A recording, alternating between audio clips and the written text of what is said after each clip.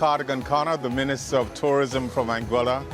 On behalf of the government of Anguilla, the people of Anguilla, and the CTO family, want to wish you all the very best for your Christmas and a happy New Year. Season's greetings to all of you.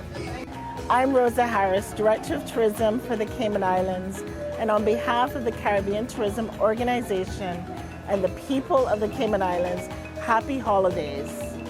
Hi, my name is Wendy McDonald. I'm the Regional Vice President of Government Relations for the Caribbean for Royal Caribbean Group. And I'd like to take this opportunity to wish the members of the CTO and all of our Caribbean family a happy holiday. We also look forward to seeing you on one of our cruises in 2026. Come on board and enjoy. We create a vacation of a lifetime.